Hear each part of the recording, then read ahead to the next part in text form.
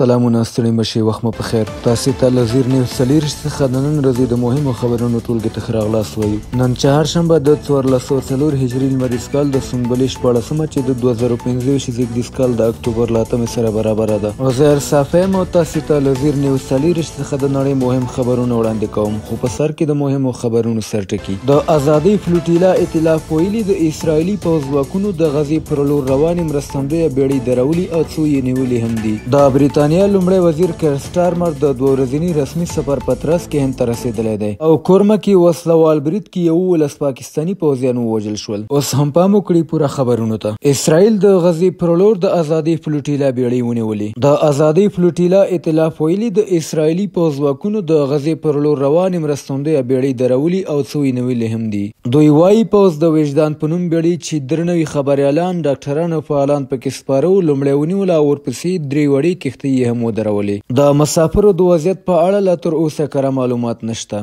د اسرائیل د بهرنۍ چارو وزارت ویلي بیړۍ یو بندر ته لیږدول شوي ټول کسان روغ دي او ژر به وشړل شي د مالیزیا لومړي وزیر انور ابراهیم د اقدام غندلی او د خپلو فعالانو د خوشي کېدو غوښتنه یې کړې د آیرلینډ فرانسې او ډنمارک اتباع هم په بیړیو کې شامل وو ائتلاف ویلي بیړۍ له $110,000 ډیر ارزښت لرونکي درمل او غذایي توکي لیږدول چې د غزې روغتونونو ته تلونکي وو یا د پیښه څو ورځې وروسته له هغې شوې چې اسرائیل په بل کاروان کې 40 بیړۍ ونیولې او 450 فعالان یې ونیول ډیری نیول شویو کسانو ادعا کړې چې په بند کې فزیکي او رواني ځورونه هم تجربه کړې ده د بریتانیا لومړی وزیر هند ته په رسمي سفر وتلی د بریتانیا لومړی وزیر کیر سټارمر د 2 ورځني رسمي سفر په ترڅ کې هند ته رسېدلی دی سفر موخه د سوداګرۍ پانګونې او اقتصادي همکارۍ پیاوړتیا بلل شوې ده سټارمر ممبئی ښار ته له رسېدو وروسته د سوداګرۍ کلتور او پوهنتونونو له استازو سره وکتل ټاکل شوي چې سبا د هند له لومړي وزیر ناریندرا مودي سره هم رسمي لیدنه وکړي لومړي وزیر ویلي دا سفر د لندن او نوې ډیلي ترمنځ د اړیکو د لا پراختیا او د د سوداګرۍ تړون د پلي کېدو لپاره هم مهم ګام دی د هند بهرنۍ چارو وزارت په یوه اعلامیه کې ویلي چې د سټارمر سفر به د دواړو هیوادونو تاریخي اړیکې نورې هم پیاوړې کړي او په سوداګرۍ ټیکنالوژي او سیمه ییز ثبات کې به د همکارۍ یوه نوې زمینه برابره کړي بریتانیا او هند څو میاشتې مخکې د ازادې سوداګرۍ تړون لاسلیک کړی و چې د تعرفو په کمولو او د دوه اړخیزې سوداګرۍ په زیاتولو تمرکز لري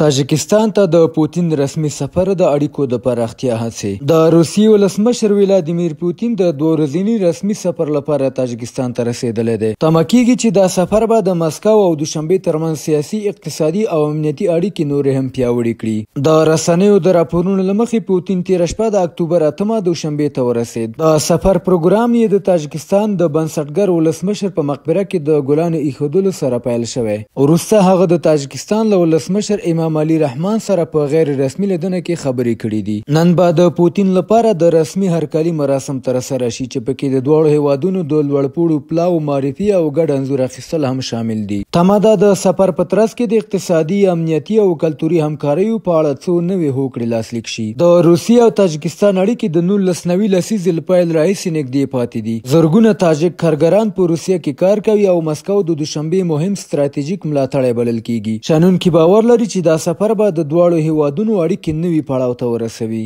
کورمه کې وسلوال برید کې 11 پاکستاني پوځیان وژل شوي د پاکستان د خیبر پښتونخوا ایالت په کورمه سیمه کې وسلوالو د پوځ پر کاروان برید کړی و چې له امله یې 9 سرتیري او 2 افسران وژل شوي دي د پوځ د عامه اړیکو څانګې ویلي برید هغه مهال وشو چې ځواکونه د وسلوالو پر ضد په عملیاتو بوخت وو سرچینې وایي چې 15 نور پوځیان هم لا درکه دي چارواکي وایي برید د سړک د غاړې د ماین په 14 پیل شو او وروسته وسلوالو د ملیشو پر کاروان ډزې وکړې پاکستاني وسلوال ډلې ټي ټي پی د یوې خبرپاڼې له لارې د برید مسؤلیت منلی دی په وروستیو میاشتو کې داسې بریدونه پر پاکستاني امنیتي ځواکونو ډیر شوي او د حکومت نسکورولو هڅې پیاوړې شوي دي او د پای خبر دا چې هند کې پر یو بس د ځمکې ښویدنې له امله 15 کسان وژل شوي دي د هند په شمالي ایالت هماچل پردیش کې د یوې سترې ځمکې ښویدنې له امله پر بس د خاورې او د ډبرو غورځېدو له امله 15 کسانو ژوند له لاسه ورکړی دی پیښه د بلاسپور ولسوالۍ په یوه غرني سړک کې رامنځته شوې ده